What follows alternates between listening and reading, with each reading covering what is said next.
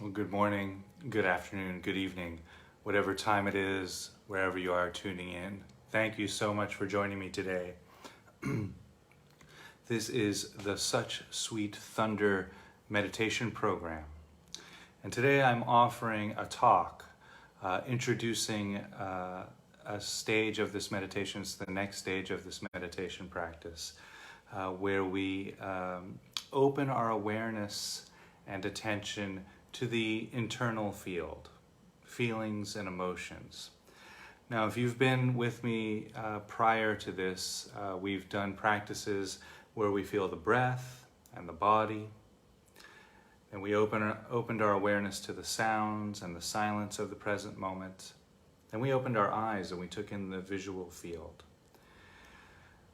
And so the next stage, we open and expand our awareness again to take in the feelings and emotions. Now, if you've missed the previous episodes, nothing to worry about.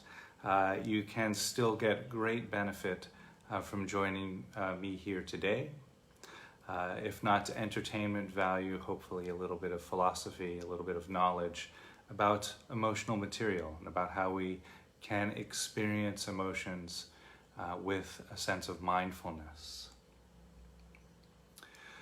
So according to the Buddhist tradition, which is where these teachings come from, and I want to put in parentheses here that I teach all of this meditation practices from a secular point of view. So I'm not here talking about any religion, but I mention Buddhism and the Buddha simply as a meditation teacher and as meditation devices like that. And I think there's wisdom, great, beautiful wisdom found in all of the world's religions and traditions. And so I don't, recommend one over the other. But because of my training has been in Buddhism, that's my comfort zone. So I'll speak from that point of view. So according to the Buddhist traditions, we have 3 bodies. We have a physical body, we have an emotional body, and we have an awareness body. Now, the physical body is what we've been working with thus far. The sensations of the breath, body, those are all physical body experiences, but also sounds, although they're external, we hear them through the ears, so considered part of the gross experience, the physical body, and the sights, the sense of vision. All physical body experiences. Now, I often get the question, why don't we use smell or other physical senses? Why only sight and sound? Well, you can use smell for your meditation, particularly if you like to meditate with a type of aromatherapy or incense. That's fine to do that. Nothing wrong with that. But generally, our sense of smell is pretty ephemeral. Sight and sound, those senses are what the human being typically uses to map our way through the world. So that creates it gives us our relationship to what we're experiencing. So bringing mindfulness to those senses first allows us to recognize how that relationship is created. Physical body, mindfulness. And then in this stage of the practice, we open our awareness to the emotion body. Now, we've been touching in with the emotion body throughout all of these meditation practices. And if you meditate at home, you already have an existing practice, you're probably activating the emotion body regardless of whether you're focused on it or not. So you could just be doing mindfulness of the breath. But certain type of emotional experiences can arise in that type of practice. So the emotion body does get activated. In fact, if you're feeling sometimes a tingling in your hands, that's quite common, or a warmth in the body while you meditate, that's indicative of the subtle energies of the body getting activated. The emotion body works also on the subtle energy body. It's the same body that we all have that gets activated in certain forms of yoga, acupuncture, tai chi, qigong, all works on the subtle energy body. So in this stage and the next stage of the practice, we'll be looking pretty deeply into the emotion body or the subtle energy body. We also have what's known as an awareness body.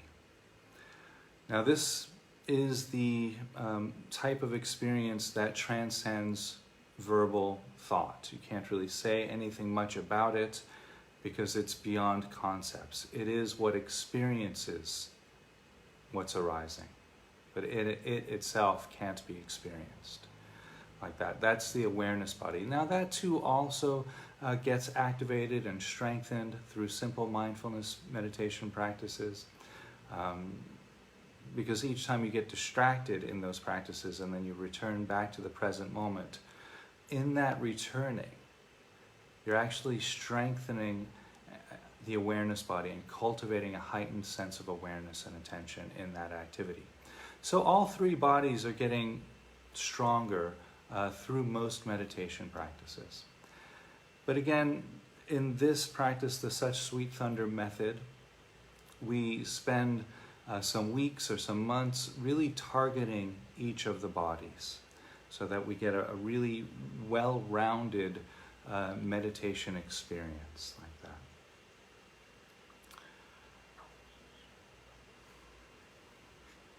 I have a list here. I'm checking my list. What else did I want to talk about? Okay. Also, when there's discomfort in the body, we ask that question, can I rest with this? Anytime you're meditating and there's an itch in the leg or ache in the shoulder, some sort of discomfort physically, you ask, can I rest with this? Before you move to scratch the itch or adjust the body, whatever it is. Now I talked in detail about why we do this at the previous episode, but I'll just summarize that. We do this so that we bring that heightened awareness and attention to the activity of pushing away discomfort and grasping at comfort. Because typically when we do that, it's habitual, it's instinctive. So here we're making the unconscious conscious.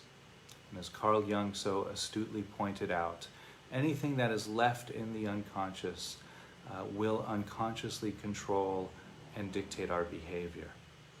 So here we're using mindfulness to bring that out of the unconscious, that pushing away discomfort, moving towards comfort, and we're making it a mindful exercise. How can I rest with this?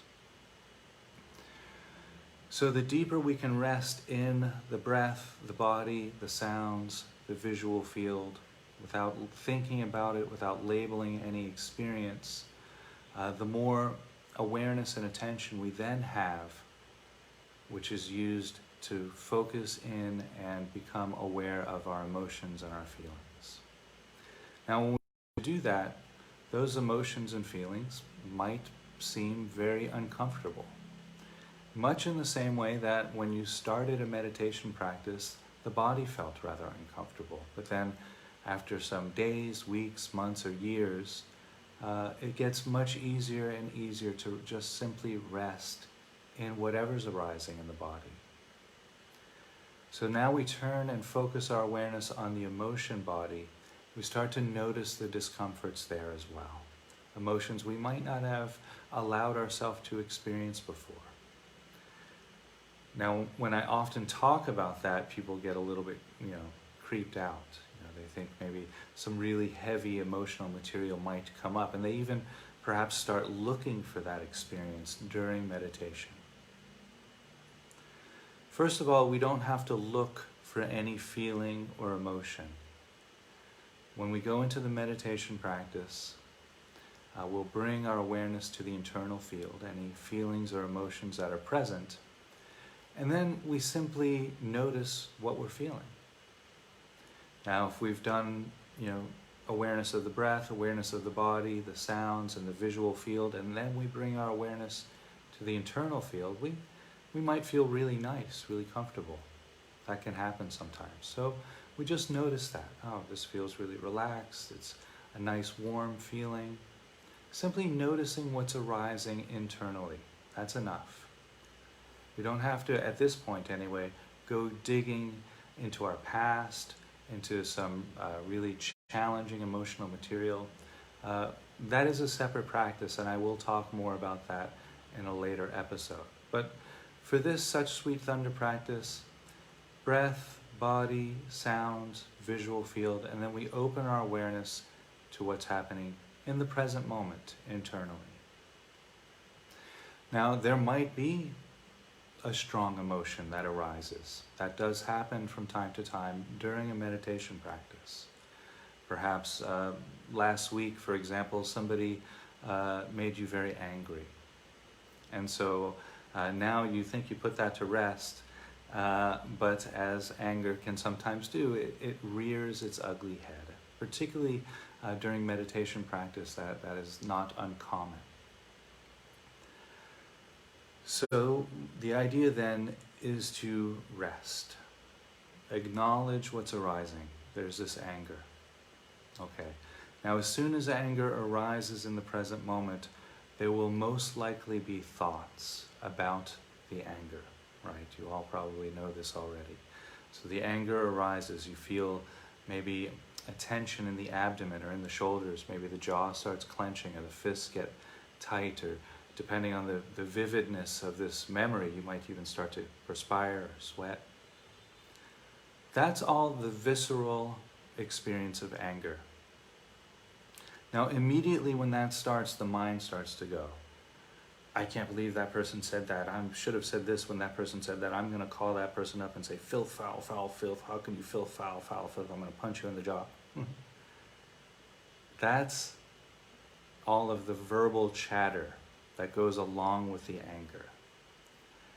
Now, this is one of the reasons why I continue to encourage people to label the thoughts thinking during meditation, because this becomes a very powerful ally.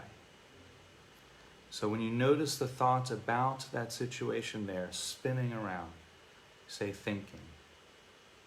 You're, again, shining the light of awareness on the unaware, distracted state. They can't coexist. So you'll notice the thoughts about the anger dissolve. Come back to the present moment. Now, in that moment, you can actually feel the physical, visceral experience of anger. Rest there. That's the idea, is to rest in that. Now, there might be, again, you might just rest for a second or two, and then the thoughts come up again. Yeah, but anybody would feel this angry. I should really tell that guy exactly what I think. Oh, I'm thinking again. Come back to the present moment. Feel the tension in the abdomen, the clenching of the jaw. Feel what the anger feels like in the body. You can actually ask insight questions or pointer questions at this juncture of the practice. So what does this anger feel like in my body? Is there tension? Where is this tension? Where am I holding this anger? Is there a particular color that arises when I feel this? Is there a particular flavor to this anger? So here we're bringing that sense of mindfulness. We're actually looking at the physical, visceral experience of anger itself. And in that looking, we make it into an object. So we separate from it. We no longer are angry. There's anger in us, but we're no longer completely identified with that experience of anger. So you'll notice that it's the thoughts, it's the verbal mind that keeps the anger permanent and fixed. It gives us a permanent, fixed thing. And then we can then wrestle with it or struggle with it or fight against it. I don't want to feel this way. I shouldn't feel this way. I'm a spiritual person. I meditate countless hours a day. I shouldn't feel angry. What will they think of me? We're then wrestling against this anger. And that wrestling, ironically, we're trying to get rid of it. We're trying to push it away. But it is that process, that wrestling with that emotion, that actually keeps it with us. It keeps it in play. It gives us an other to struggle against. And when we struggle against an other, any other, whether it's an emotion or a person or a bird or a dog, or hunger pains, whatever it is that we're struggling against, we're reinforcing our sense of I, because it gives us an other to push against. So here we learn to experience mindfully the visceral product of an emotion. So we drop that thinking process. We say thinking, those thoughts go, we come back and feel the visceral experience of the emotion that's arising. So if you're just joining me for this today, I'll kind of review a little bit of the meditation thus far. So as I mentioned, we brought awareness to the breath, feeling the breath very deeply, noticing all of the subtle sensations of the breathing process. The air entering and leaving the nose, the rib cage expanding and contracting with the breath. You might notice clothing moving across the body as you inhale and exhale. Then we do what's called body scanning, and we go from the top of the head and we scan all the way to the bottom of the feet. And in that process, we invite the muscles in the body to rest and relax. That resting quality is very important in meditation. In fact, this type of meditation practice, such sweet thunder type mindfulness practice, can be described as a process of resting in the body and looking at the mind. Resting in the body, looking at the mind. So that's why when we go through the body scanning, we really invite the body to rest as deeply as possible. Also labeling the feelings of the body, pleasant, unpleasant, or neutral. This gives us a way to build a relationship to the body, acknowledging pleasant, unpleasant, or neutral, but not getting stuck there. We start to relate to the body in a much deeper way, beyond our preferences and prejudices. It can be very beautiful in and of itself. It also comes back to benefit us when we do work with emotional material, because our emotions arise to us through our body most often. We feel it in the body, and then the mind fuels the emotion. So when we can catch that in the body, we feel, oh, that's an unpleasant feeling tone, that must be anger. Then we can even circumvent it before it gets to the thinking process. We won't worry about that now. I'm going to talk more about those types of meditation practices in a later episode. So breath, body, then opening our experience to the sounds and the silence of the present moment. And you'll notice awareness getting larger and larger and larger as we go through the practice. So breath, then breath and body, then breath, body, sounds, so awareness getting larger, and then we include the visual field. Now our awareness is actually quite large, quite stable. That's all of the gross physical experience, more or less. We haven't included scent, as I mentioned, but breath, body, sounds, visual field, meditating with the eyes open, awareness is quite large. Now that's important because when we're working with emotions, like anger, for example, anger will come up into that field of awareness. So we have the breath, the body, the sounds, the visual field. Awareness is way out here, holding it all together in the present moment. Then anger arises, and you'll notice your awareness goes right down onto that anger. It's this collapsed down, very closed feeling at that point. And you notice this in your own experience. If, maybe try it for yourself. Next time you feel angry, notice how closed, how tense your mind, your heart, and your body feels. It'll be very closed. So if you notice that in meditation, you're collapsed down on a particular emotion. It can be any emotion. It doesn't have to be anger. Remind yourself to expand back out. Okay, so breath, body, sounds, visual field, you're way out here. Then let's use the example of maybe desire, right? Sometimes we start to think about something we desire in the future, right? So our mind goes, oh, won't that be wonderful when I can have that chocolate bar? Wow, that'll be great, yeah. This diet is really a drag. I can't wait to eat that chocolate bar. That'll be lovely.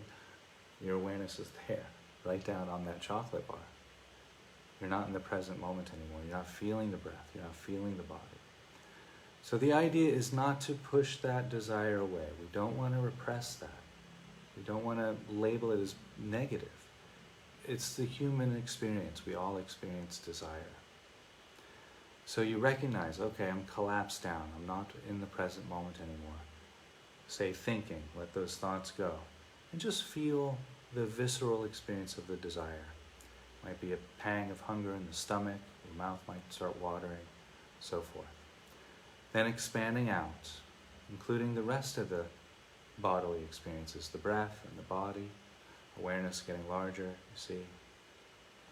Then you can include the sounds and the silence of the present moment. Now awareness, again, getting much larger. And then, if your eyes are closed at that point, open your eyes, experiencing the visual field, not focusing on any object, not focusing on a candle, for example, or a piece of artwork on the wall, but just experiencing the visual field as it hangs in front of your eyes. The display of shadow, color, light, and space. So that's the idea, that's the present moment. Then emotions can be there. So again, using the example of, well, let's use the example of sadness now. We all get sad from time to time, right? That is also a part of the human experience. So sadness arises, but if we have this open, spacious awareness, we can say, okay, there's sadness in me. I'm not sad. You see, I've changed the structure of that sentence now. I'm not saying I am sad, because that's complete identification with that emotion. Again, awareness getting very small. You can say, oh, there's sadness in me. And that leaves room for everything else of the present moment, right? That leaves room for the sensations of clothing on the skin, the breeze touching your flesh, the breath entering and leaving your body, the weight of your body on the chair, feet against the floor. Leaves room for all of that. You also have room in your awareness for the sounds, the sound of the birds, the crickets, the music coming from next door, the neighbors arguing, the sound of the cars passing by. Whatever is happening in the aural field, you have all of that. And you also have the visual field, colors, light, shadow, space, in front of you, all around you. And so then when the sadness arises, it's not really that much of a problem. It's just another aspect of the present moment that will arise and pass, like all experience. All experience is subject to birth, life, and death, including our emotional material. Now, what is it that keeps our emotional material feeling infinite, feeling like it'll always be this way, feeling like I'll always feel this? Our thoughts. Our thoughts keep the emotions fixed and locked and static. So again, each time we have a thought about the emotion or a thought in regards to the situation which we blame eliciting that emotion. Emotions never come from external. It's always an internal experience. We say that person made me angry, or when that person called me, that made me sad. But it's ourself. We're just projecting our emotions outward and then saying and claiming it came from that experience. So here we can reclaim that projection. Because we don't fear our emotions anymore, we can say, oh, that's coming from me. I feel that. Like that. Okay. A couple of things I want to mention about meditating with emotions, because sometimes this can get challenging, especially if fear or anger, anxiety, depression, sadness, those types of experiences are arising. I talk in some of my teachings about the 2 hot circles. And unfortunately, I don't have a diagram with me here today. I'm on vacation, actually, coming to you live from my hotel in Chiang Mai. But I'll try to explain the 2 hot circles. So it's 3 circles consecutive, a small circle, a medium circle, and a large circle. Now, the middle circle, that's the comfort zone. And generally, when we come to meditation, we're more or less in the comfort zone. Hopefully, most of our day is spent more or less in the comfort zone. Now, when we're learning something, if we are really engaging in that material, we're going to be in the challenge zone. The challenge zone is the second circle, like that. So we start in the comfort zone, then we want to get into the challenge zone and engage the material and learn as much as we can during the meditation practice. So ideal area of meditation is to be in the comfort zone and the challenge zone. You'll feel a little bit of, a little bit of growth happening. There'll be it might be a little challenging to rest in what's arising, but then you can rest. That's how you know that there's some learning happening there. So you dance between the comfort zone and the challenge zone. Now sometimes we can push a little bit too much and go into the too hot zone, hence the too hot circle's name. So the third circle, that's the too hot zone.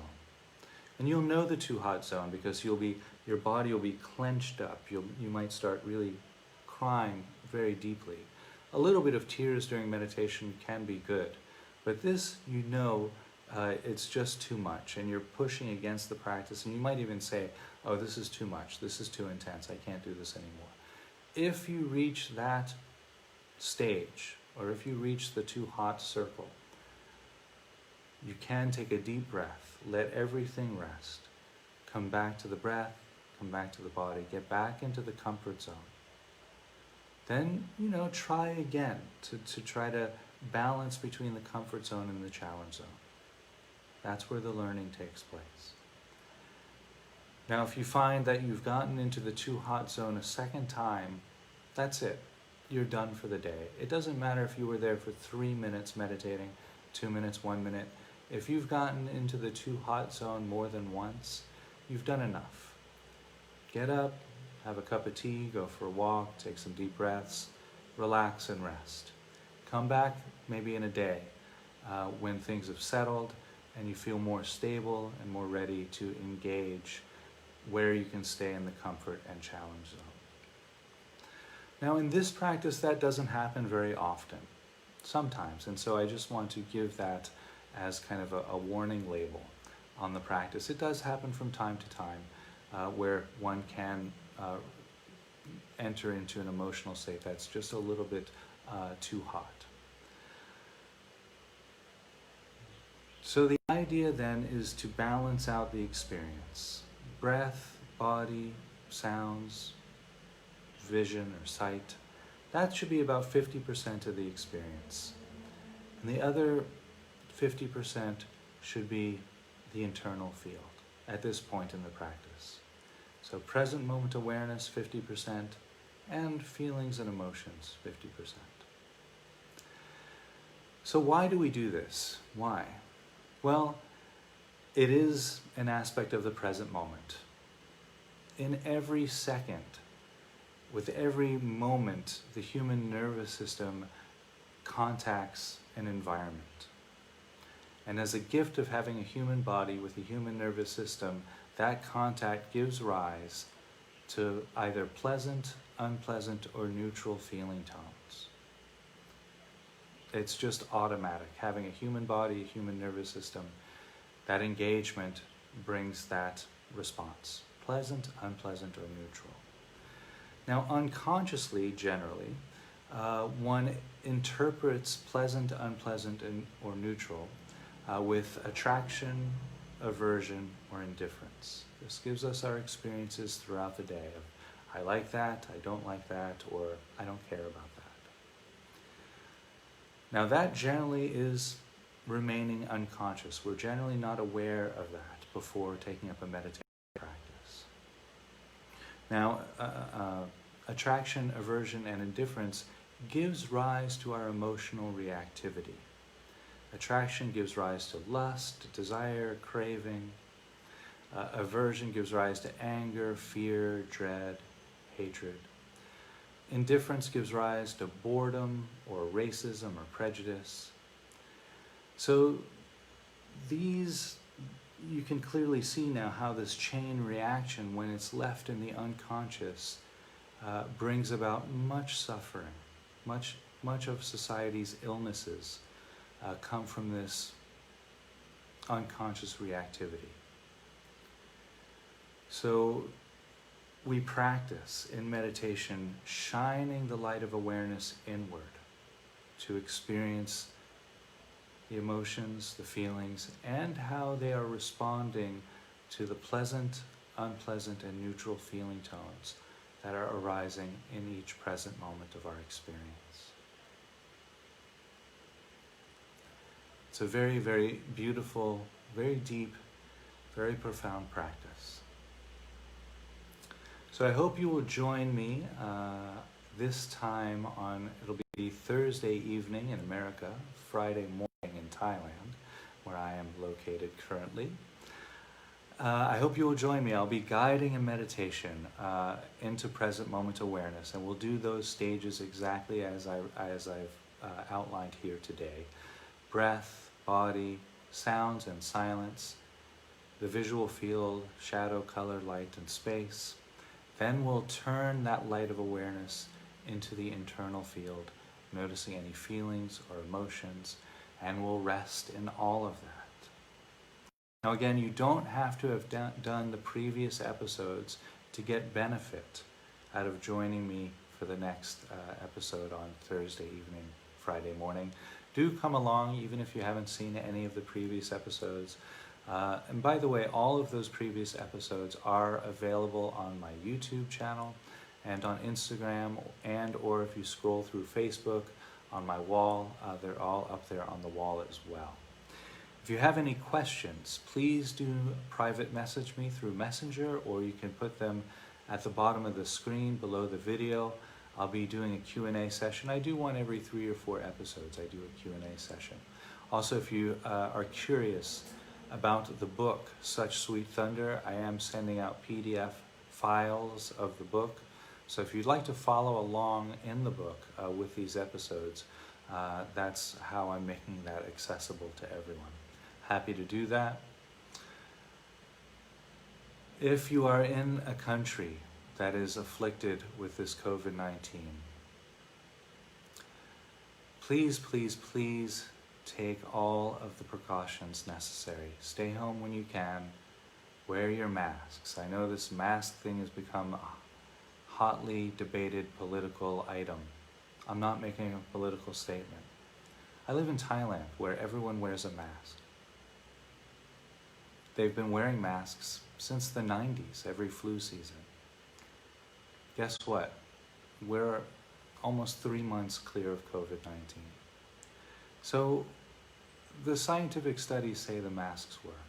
Please, please, please, at least make an effort. If it doesn't work, well, nothing lost, right? But at least you went through the motions of putting the mask on and keeping your fellow human beings safe. It's really such a minimal amount of effort. And I'm really saddened that this has become politicized somehow. It's really unfortunate. Okay, that's my soapbox. I will see you all in a few days. Stay safe, stay clean, stay healthy. Much love, much light.